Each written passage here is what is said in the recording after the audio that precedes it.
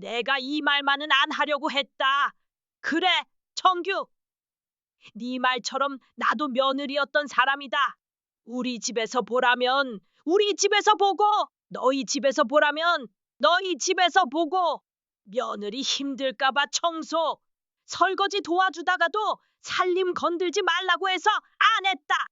음식도 내 손으로 해다 바쳤다. 그런데 돌아오는 말이 고맙다는 말은커녕 고장 난 나쁜 시어머니 소리더라. 저도 노력했어요. 이렇게 가까이 살면 힘들 줄 알면서도 온 거고요. 그런데도 잘한 건 안 보이고 잘못한 것만 콕콕 집어내시니 너무 서글퍼요. 정규는 그런 진수가 안쓰러웠는지 진수를 안고 어머니에게 말했습니다. 엄마, 진수도 사정이 있었겠죠? 잘해보려고 한 사람인데 너무 몰아세우지 마세요. 엄마랑 저희 사이 이렇게 틀어지면 결국 남는 게 뭐예요? 저는 엄마 안 보고 살아야 하고, 엄마도 저도 못 보고, 아기도 못 볼 거 아니에요. 왜 자꾸 끝까지 석을 태우는 소리만 하세요? 그래, 다 미련 버리란다. 내가 뭘 위해 이 나이에 그렇게 아등바등 너희를 위해 살았는지 모르겠다. 그럼 저희랑 인연이라도 끊으시겠다는 말씀이세요? 그건 내가 바라는 게 아니라 너그 며느리가 바라는 일 아니냐? 왜 그렇게 진수를 미워하세요? 정말 도저히 못 참겠어요. 이제 그만할게요. 그리고 앞으로 애도 안 맡기겠습니다. 아들과 며느리 그리고 어머니 사이에는 깊은 골이 생겼습니다. 이 모든 것이 잘못된 며느리 때문이라고만 생각했지만 오늘 보니 가장 잘못된 것은 자신의 아들일 수도 있겠구나 하는 생각이 들었습니다. 하지만 분명히 시작은 며느리로부터 터졌습니다. 이야기의 주인공은 올해 73세가 된 어머니 원희연 씨입니다.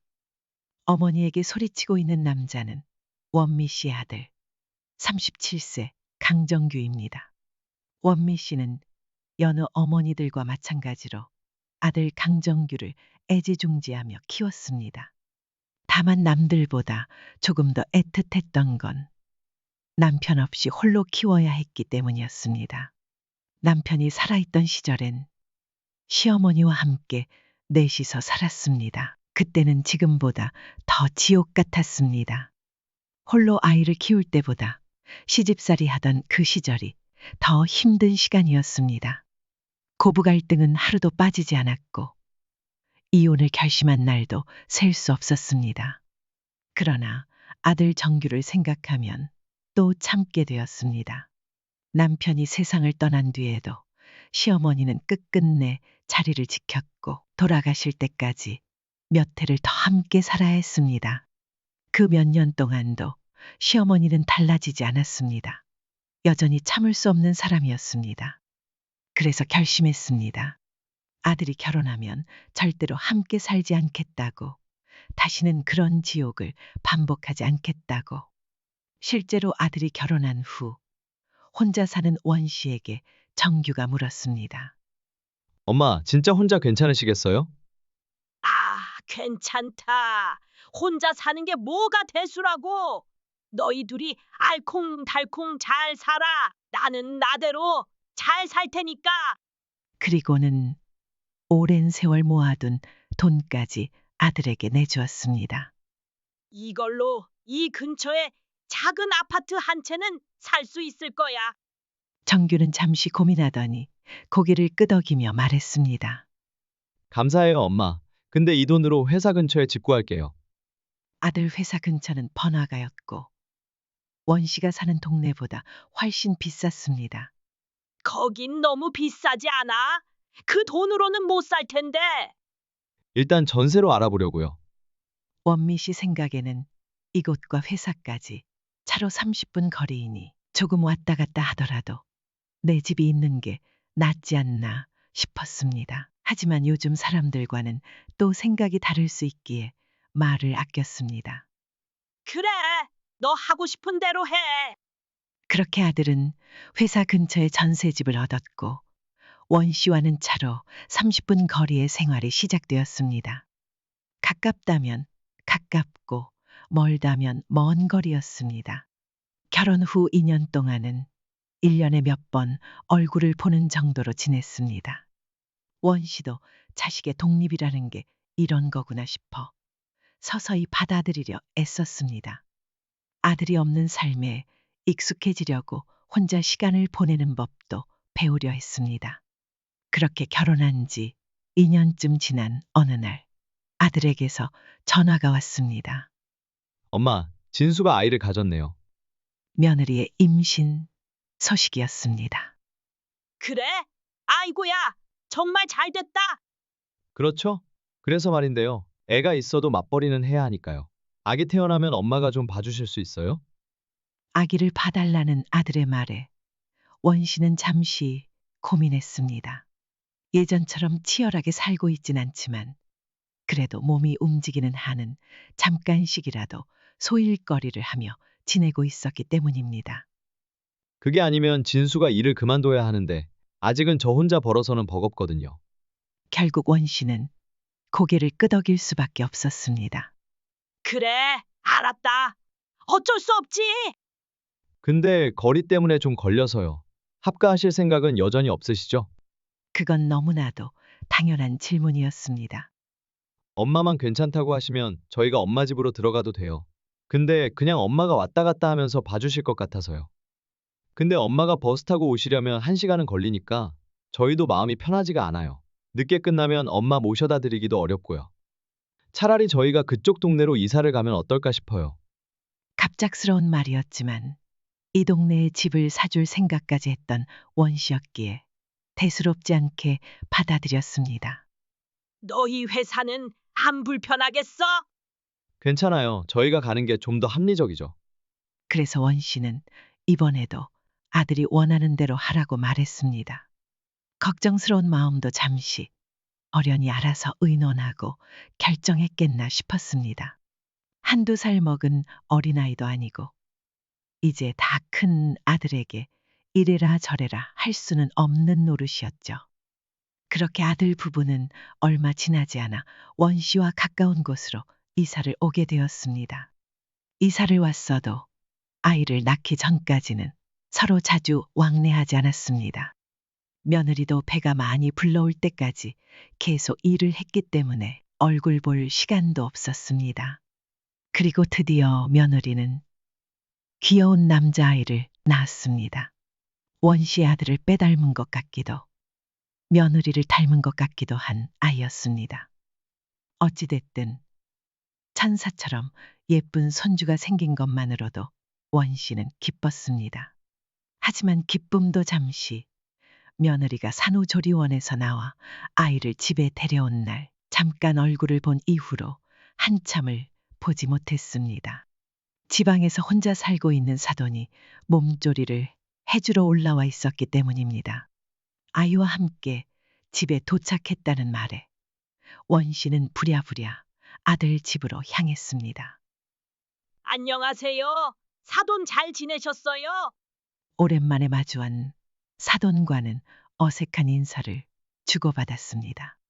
며느리는 계속 누운 채였고 아이는 사돈이 내내 안고 있었습니다.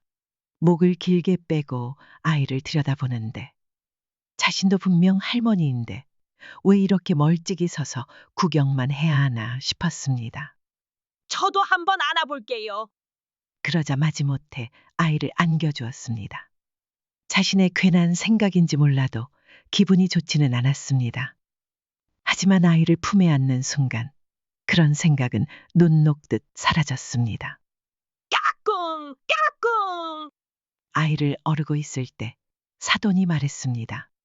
이제 식사 준비할 건데 여기서 식사하고 가시게요? 식사하고 가라는 말이 아니라 설마 여기서 식사까지 하고 가시게요 하는 느낌이었습니다. 이래서는 먹고 싶어도 먹고 간다는 말을 쉽게 꺼낼 수 없었습니다. 아니요. 집에 가서 먹어야죠. 집이 가까우니까요. 그렇게 아들 집에서 나오는 길에도 내가 왜 이렇게 나왔지 하는 후회가 밀려왔습니다. 꼭 남의 집에 들렀다가 눈치보다 나온 불청객이 된 기분이었습니다. 하지만 눈치를 어찌나 주던지 오히려 계속 있는 게 불편해져 나와버렸는데 기분은 영 찝찝했습니다. 그리고 그날 이후 사돈이 아들 집에 머무는 3주 동안은 손주를 사진으로만 봤습니다. 그렇게 가까이 살면서도 한 번을 오라고 하지 않는 아들과 며느리에게 서운함이 쌓였습니다. 하지만 그때가 오히려 좋았다는 걸 깨닫게 되는 데는 오래 걸리지 않았습니다. 몇 달이 지나자 며느리는 다시 직장에 나가기 시작했습니다. 그리고 원 씨는 그렇게 보고 싶어 하던 손주를 하루 종일 돌보게 되었습니다. 아이를 키워본 지 벌써 30년, 아니 40년 가까이 지난 일이었기에 잊고 있었지만 육아는 보통 일이 아니었습니다. 아이고 허리야. 아이는 시도 때도 없이 울어댔고 이른이 넘은 나이에 아이를 계속 안고 있으려니 허리며 무릎이며 성한 데가 없었습니다. 내 손주니까 돌보지. 남의 자식이었으면 죽어도 못 키우겠다. 에효. 그리고 육아는 원 씨의 집에서 이루어졌습니다. 아들이 출근할 때 아이를 원 씨의 집에 데려다 놓고 퇴근할 무렵 다시 데리러 갔습니다. 며느리가 그렇게 하자고 했지만 문제가 하나둘씩 생기기 시작했습니다. 가방에 젖병이 없는데 안 넣었어? 진수가 안 넣었나 봐. 진수한테 전화해봐. 저 지금 바빠서요. 아들은 바쁘다는 말만 남긴 채 전화를 끊었습니다. 원 씨는 며느리에게 다시 전화를 걸어 같은 말을 반복했습니다. 안 넣었어. 분명히 챙긴 것 같은데 아무리 뒤져도 없어. 지금 딱 먹을 시간이 됐는데 어쩌지? 며느리는 잠시 머뭇거리다 말했습니다. 그러면 저희 집에 가서 가지고 오시겠어요? 비밀번호 알려드릴게요. 걸어서 10분 남짓한 거리였지만 아기를 안고 다니기엔 결코 쉬운 거리가 아니었습니다. 그날 이후로도 뭐가 없다 하면 원 씨는 아들의 집을 드나들어야 했습니다. 하지만 그 누구에게도 유쾌한 상황은 아니었습니다. 며느리도 시어머니가 아무도 없는 집에 들락거리는 걸 달가워하지 않았을 것이고 원 씨 역시 몸이 나만하지 않을 정도로 힘들었습니다. 애 보행기도 가져다 놔야 하는 거 아니야? 근데 이걸 들고 왔다 갔다 하자니. 에휴. 어머니, 그냥 낮 동안 저희 집에서 보세요. 애도 커서 이제는 어머니 댁에서 보는 게 불편할 거예요. 원 씨도 이미 하고 있던 생각이었습니다. 지금껏 해온 방식은 여간 번거롭고 고된 일이 아니었습니다. 아들의 집에서 아이를 돌보게 되자 조금은 나아졌지만 그래도 육아는 여전히 버거운 일이었습니다. 골병이 날 것 같아서 오히려 멀리 사는 사돈이 부러울 지경이었습니다. 명절이며 생일이며 특별한 날에는 아들이 애를 데리고 찾아가니 혼자 돌볼 일도 없었기 때문입니다. 그리고 명절 얘기가 나왔으니 말인데 그것에 대해서도 원 씨는 할 말이 많았습니다. 아들이 이사하고 얼마 지나지 않아 꺼낸 말이었습니다. 엄마, 이제부터 명절 때는 장모님 댁에 내려가 있을게요. 언제는 안 그랬냐는 듯 아무렇지 않게 말하는 아들. 사돈 역시 원 씨처럼 배우자를 먼저 보내고 혼자 살고 있었습니다. 그래서 아들은 늘 명절 하루만 빼고는 장모 댁에 가 있었습니다. 그게 아니라 연휴 시작으로 그러면 우리 집엔 하루도 안 있다는 거야? 그리고는 며느리를 바라보았지만 며느리는 눈을 피하며 딴 곳을 보고 있었습니다. 엄마랑은 늘 보니까요. 장모님은 혼자 계시잖아요. 죄송해요, 어머니. 어머니, 며느리는 풀죽은 목소리로 말했습니다. 원 씨는 명절에 차례를 지내지는 않았지만 그래도 떡국은 늘 함께 먹어왔기에 선뜻 그러라고 하기가 망설여졌습니다. 전날에도 와서 같이 떡국 한 그릇 먹고 가지. 연휴 전날 퇴근하고 바로 출발하려고요. 그러면 결국 명절 중 하루도 이곳에 없다는 말이었습니다. 원 씨가 잠시 고민하자 며느리가 조심스레 말했습니다. 어머니, 섭섭하시겠죠? 아니에요, 어머니. 그냥 저희 집은 나중에 갈게요. 아니다. 그렇게 해라. 안쓰럽게 말하는 며느리의 괜히 나쁜 시어머니가 된 기분이었습니다. 늘 보는 얼굴은 맞기에 혼자 떨어져 사는 사돈을 챙기는 게 이치에 맞기도 했습니다. 결국 원 씨는 고개를 끄덕였습니다. 영 틀린 말도 아니었고 명절이 뭐라고 꼭 아들 며느리와 함께 있어야 하는 것도 아니었습니다. 그리고 명절 동안만이라도 육아에서 해방되고 싶기도 했습니다. 감사해요. 거봐, 내가 뭘 했어. 허락하실 거라고 했지. 막상 명절 연휴가 되었을 때 원 씨는 몸은 편했지만 마음은 허전했습니다. 결국 떡국도 혼자 끓여 먹었습니다. 나도 혼잔데. 허공에 대고 말해봤자 들어주는 사람은 없었습니다. 나쁜 놈. 전화도 한 통 없네. 며느리는 그렇다 쳐도 아들까지 연휴 내내 연락 한 번 없었습니다. 원 씨는 그날 이후로 명절엔 아들 며느리는 없다고 생각하며 살아야 했습니다. 그래도 이쯤까지는 아들과 며느리가 잘못했다고 생각하지 않았습니다. 충분히 있을 수 있는 일이었고 이해하고 넘어갈 수 있었습니다. 어느 날 지친 하루를 보낸 원 씨는 아들이 퇴근하자 지나가는 말처럼 한마디 툭 던졌습니다. 너는 어찌 된 게 1년이 다 되도록 밥 한 끼 먹고 가란 소리를 안 하냐? 아들이나 며느리 중 한 명이 퇴근하면서 아이를 데려가면 원 씨의 하루는 끝이 났습니다. 그런데 단 한 번도 저녁밥 한 끼를 얻어먹어 본 적이 없었습니다. 물론 원 씨도 집에 가서 쉬고 싶은 마음이 컸지만 나이가 들어서인지 꼭 한마디는 하게 되었습니다. 며칠 뒤 집에 가려던 원 씨를 며느리가 붙잡고 말했습니다. 어머니, 오늘 저녁 식사하고 가세요. 정규 씨도 늦게 온대요. 저녁밥을? 아들과 며느리가 원 씨의 집에서 밥을 먹은 적은 많았지만 며느리가 해준 밥을 먹는 건 처음이었습니다. 아이고, 그냥 해본 말이었는데. 아니에요. 식사하고 가시라고 했어야 했는데. 죄송해요.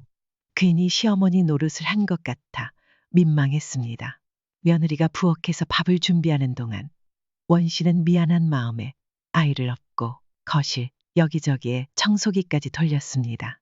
잠시 뒤 며느리는 금세 밥을 차리고 원 씨를 불렀습니다. 그리고 한술 뜬 순간 원 씨는 깜짝 놀랐습니다. 며느리가 차려준 밥은 정말 맛이 없었습니다. 그래도 정성껏 차려준 밥이라 성의를 생각해 꾸역꾸역 삼켜봤지만 한 입 한 입이 고역이었습니다. 입엔 좀 맞으세요? 그래. 맛있네. 국은 맹물 같았고 고기 반찬은 너무 짜서 먹기가 힘들었습니다. 원 씨는 여태 아들 부부가 이런 음식을 먹으며 살았나 걱정스러웠습니다. 요즘 젊은 사람들은 집에서 요리할 일도 많지 않고 결혼을 해도 시집에서 요리를 배우는 경우도 드물다 보니 그러려니 해야 하나 싶었습니다. 아들도 할 줄 아는 게 라면 끓이는 것밖에 없으니 할 말이 없었습니다. 그래서 다음 날 아들 집에 갈 때 원 씨는 보온병에 미역국과 반찬 몇 가지를 정성껏 담아갔습니다. 미역국은 냄비에 따로 옮겨 담아 냉장고에 넣어두었습니다. 며느리가 먼저 퇴근해 있던 날 원 씨가 말했습니다. 미역국 끓여왔는데 냉장고에 넣어놨어. 냄비에 담았으니까 그대로 데워서 먹으면 돼. 뭘 이런 걸 다 싸우셨어요. 너 일하느라 바쁜데 밥까지 하면 힘들잖냐. 조금씩 가져왔으니까 편하게 먹고 치워버리면 좋지. 밥만 퍼서 먹어. 감사해요. 잘 먹을게요. 그날 이후로 원 씨는 종종 반찬을 해다 주게 되었습니다. 며느리는 매번 잘 먹었다고 말해주었고 원 씨는 그런 말 한마디에 보람을 느꼈습니다. 그러던 어느 날 며느리가 먼저 퇴근한 날이었습니다. 난 이제 가볼게. 국은 냉장고에 넣어놨어. 감사해요. 잘 먹을게요. 원 씨는 현관문을 열고 나왔지만 엘리베이터 앞에서 빈손인 걸 깨달았습니다. 아이고, 내 보온병. 미역국을 담았던 보온병을 그대로 두고 나온 것입니다. 다음 날도 써야 하기에 서둘러 다시 들어가기로 했습니다. 방금 나왔기에 비밀번호를 누르고 얼른 들어갔지만 문을 열고 들어선 순간 후회가 밀려왔습니다. 집안은 조용했습니다. 며느리는 보이지 않았고 원 씨는 조심스레 부엌 쪽으로 발걸음을 옮겼습니다. 싱크대 쪽에서 물을 틀어놓은 채 며느리는 전화를 하며 무언가를 하고 있었습니다. 물소리 때문인지 원 씨가 들어온 것을 눈치채지 못한 듯 했습니다. 식탁 위에 있던 보온병을 집어드는 순간 며느리의 말소리가 또렷하게 들려왔습니다. 전에 남편이 시어머니한테 저녁 먹고 가시라고 말하래서 내가 진짜 맛없게 만들어 드렸거든요. 그랬더니 그 뒤로는 저녁 먹고 가신다는 말 쏙 들어갔어. 근데 자꾸 음식을 싸우셔서 걱정이야. 오늘도 국 끓여 오셨는데 좋긴 뭐가 좋아. 처리하는 거 힘들어. 우리 집은 밥 잘 안 해 먹는단 말이야. 근데 뭐 매일 해다 주시니까 서운하게 하면 안 되니까 잘 먹겠다고는 하는데 솔직히 힘들다. 그 말을 들으며 원 씨는 고개를 돌렸습니다. 싱크대에서는 며느리가 오늘 가져온 미역국을 버리고 있었습니다. 그래, 정규 씨 올 시간 됐어. 끊어야겠다. 엄마 왔어. 전화를 끊으려는 말이 들리자 원 씨는 화들짝 놀라 뒤돌아 나왔습니다. 문소리가 들리지 않게 조심조심 발걸음을 옮겼습니다. 집에 돌아와서도 한동안은 멍한 상태였습니다. 귀신에 홀린 것처럼 얼떨떨했습니다. 며느리의 민낯을 본 듯한 충격이었습니다. 친정엄마와는 편하게 말할 수 있고 시어머니 흉도 볼 수는 있지만 일부러 음식을 맛없게 만들고 정성껏 싸준 음식을 아무렇지 않게 버리는 며느리라니 원 씨는 그런 행동은 드라마 속 이야기일 뿐이라고 생각했었습니다. 게다가 며느리는 원 씨에게 직접 말하기보다 하고 싶은 말이 있으면 늘 아들을 통해 돌려 말하던 사람이었습니다. 그런 며느리가 그렇게 적나라하게 이야기하는 걸 들은 건 처음이었습니다. 며느리와 아주 살가운 사이는 아니었지만 그래도 그럭저럭 좋은 관계를 유지한다고 믿고 있었기에 충격은 더 컸습니다. 앞으로 며느리 얼굴을 어떻게 봐야 할지 막막했습니다. 그렇게 뜬 눈으로 밤을 지새운 원 씨는 다음 날 아침 일찍 고민에 빠졌습니다. 며느리가 너무 괘씸했지만 다음 날은 평일이었고 손주를 돌봐줘야 했습니다. 아들 집에 도착하니 며느리는 이미 출근한 뒤였습니다. 차라리 다행이었습니다. 눈을 마주쳤다면 심장이 벌렁거릴 것 같았기 때문입니다. 엄마, 잠깐 드릴 말씀이 있는데요. 그때 아들이 조심스럽게 말을 꺼냈습니다. 앞으로 되도록이면 살림은 건들지 말아주세요. 뭐? 애 보는데 어떻게 살림을 안 건드려? 꼭 필요한 것만 하시라는 거죠. 냉장고 같은 것도 막 함부로 열어보지 마시고요. 순간 원 씨는 어이가 없어 말이 나오지 않았습니다. 냉장고도 안 열어보고 어떻게 애 먹을 걸 챙겨주냐? 하루 종일 집에 있으면서 점심까지 해결해야 했는데 그러면 이제 밥도 먹지 말란 말인지 황당했습니다. 그럼 나보고 뭐 어쩌라는 거야? 아니, 그런 뜻은 아니고요. 이게 진수 살림이잖아요. 여기저기 들춰보시는 거, 진수가 좀 불편해하는 것 같아서요. 말은 안 해도 느껴지는 게 있다는 아들의 말에 정말 며느리가 말한 건지 아니면 아들이 눈치를 본 건지 알 수 없었습니다. 정말 말을 안 했는데 아들의 생각을 말한 건지 며느리가 하고 싶은 말을 아들을 통해 전한 건지 모를 일이었습니다. 아니면 전처럼 엄마 집에서 애 봐주시는 건 어때요? 그 말을 들은 순간 며느리도 밉지만 아들이 더 밉다는 생각이 들었습니다. 뭐야? 너는 이제 보니까 바보 천지구나. 진수도 그렇다. 불편하면 나한테 직접 얘기하든가. 왜 너한테 말을 전해? 애 맡겨서 너희는 편하고 싶고 너희 불편한 건 못 참겠다. 이게 말이야, 방구야? 왜 화를 내세요? 그냥 조금만 서로 조심하자는 거죠. 서로 조심하자는 게 아니잖니.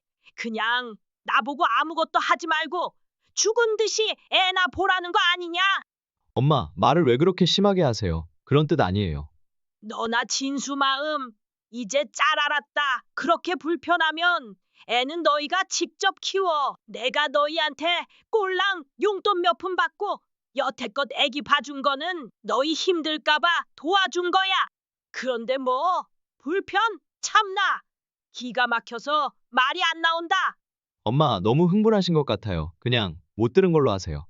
뭘 못 들어? 진수가 살림 건들지 말라고 한 거잖냐? 아니, 진수 잘못이 아니라 제가 그렇게 생각한 거예요. 화 푸세요. 됐다. 오늘은 어쩔 수 없으니까 봐주는데 내일부터는 다른 방법 찾아봐라. 이제 더 이상 안 올란다. 그리고는 출근하려던 아들을 문 밖으로 내쫓아 버렸습니다. 손주를 돌보면서도 분한 마음은 좀처럼 가시지 않았습니다. 며느리가 먼저 퇴근해와 원 씨의 눈치를 살폈습니다. 어머니, 죄송해요. 그런 뜻이 아니었어요.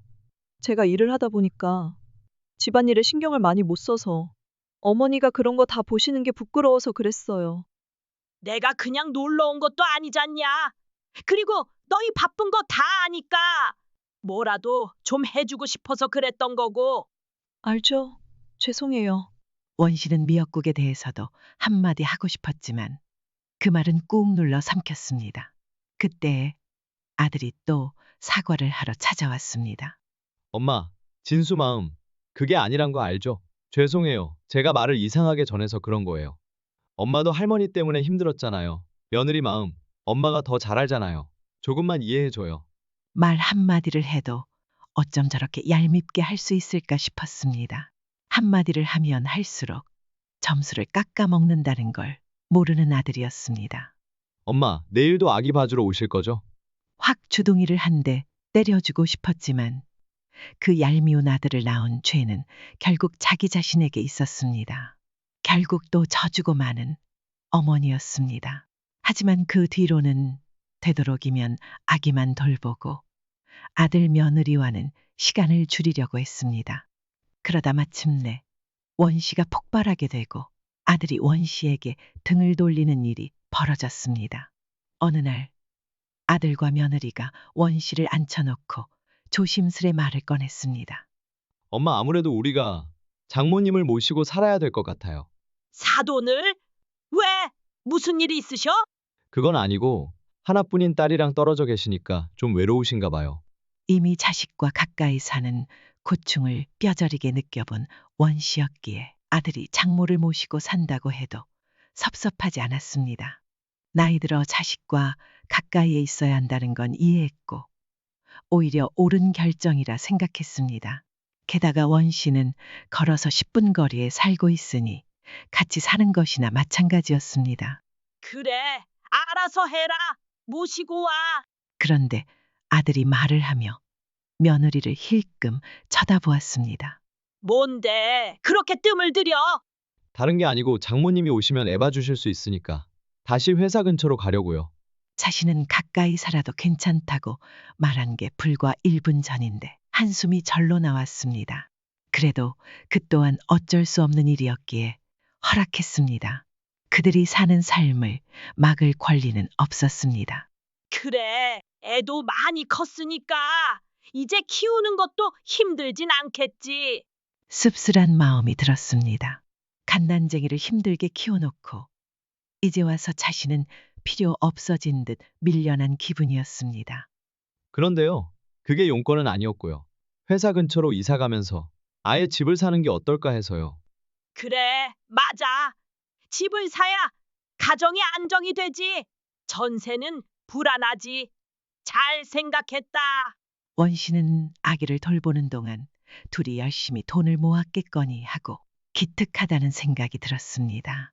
서운했던 마음은 잠시 옆으로 밀어두었습니다. 그런데 이어지는 아들의 말에 원 씨는 할 말을 잃고 말았습니다. 집 사는데 돈 좀 보태주세요. 뭐라고? 내가 결혼할 때 집 사라고 돈 줬던 거잖냐? 근데 제가 그 돈으로 전세 얻은 거니까요. 이번에 조금만 더 보태주시면 집 살 수 있을 것 같아요. 그때 준 돈으로 이 근처에 집 사라고 했던 거잖냐? 회사 근처 집값까지 엄마가 감당해? 집 대출 하나도 없잖아요. 대출 조금만 받아서 주시면 안 될까요? 원 씨는 만감이 교차했습니다. 그놈이 지금 진심으로 하는 말인지 확인하고 싶어 아들의 얼굴을 빤히 바라봤습니다. 하지만 아들의 표정에는 무엇이 잘못됐는지 전혀 모르는 순진한 무지가 깃들어 있었습니다. 당연히 돈을 줄 거라는 듯한 아들의 태도에 원 씨는 얼이 빠졌습니다. 이 집에 대출까지 받으면 나는 앞으로 어떻게 살라는 거야? 그 돈 나보고 갚으라는 거야? 좀 더 큰 집 사주셨다고 생각하시면 되잖아요. 나는 그거 갚을 능력 없어. 왜 대출까지 받아가면서 거기 있는 집을 사야 해? 이 근처에서도 충분히 살 수 있잖아.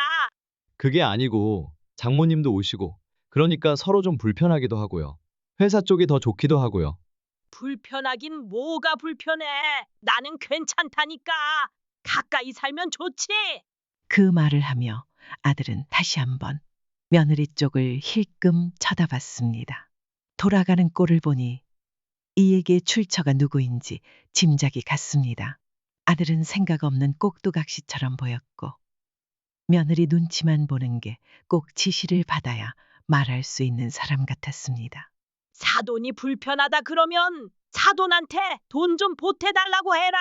그 말에 며느리는 고개를 푹 숙였습니다. 아, 엄마, 왜 그러세요? 장모님이 뭐라 그러신 게 아니고요. 그래? 그럼 진수, 내가 불편해서 그러는 거니? 아니에요. 허허. 며느리는 눈물을 뚝뚝 흘렸습니다. 어이가 없었습니다. 뭐라고 한 것도 아닌데 왜 눈물까지 찍어내는 건지. 왜 그러세요? 가만히 있는 진수한테. 안 그래도 내가 가까이 살고 내 집 살림 만지고 하는 거 꼴 보기 싫었지? 그런데 사돈이 온다니까 얼씨구나 했겠네. 말씀이 지나치세요. 엄마, 그만하세요. 다 끝난 얘기 가지고 그러세요. 지금 상황이 그렇잖아. 누군가는 애를 봐줘야 했는데 공짜로 봐줄 사람은 나뿐이라 어쩔 수 없이 울며 겨자 먹기로 맡긴 거지. 그런데도 불편해 죽겠고 마주보고 밥 한 끼 먹기는 죽어도 싫고 내가 너희 힘들 때만 써먹는 도구야? 그만큼 애도 키워줬으면 설사 조금 불편하더라도 참아야지. 원래부터 식구가 아닌데 어떻게 마냥 편하겠어? 나라고 진수, 내가 편하겠니? 처음엔 아들에게 말하던 원 씨는 점점 며느리 쪽으로 몸을 돌리며 말을 이었습니다. 그리고 사돈 모시고 사는 거 다 좋다 이거야. 근데 왜 나한테 손을 벌리냐? 내가 너희한테 내 노후 책임지라고 한 적 있니? 아니잖아.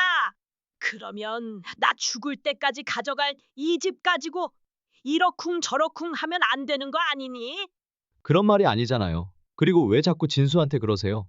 진수 그렇게 이기적인 사람 아니에요. 처음에 같이 살자고 말씀드렸던 것도 진수 생각이었어요. 제가 부족한 며느리라서 그래요. 괜찮아요.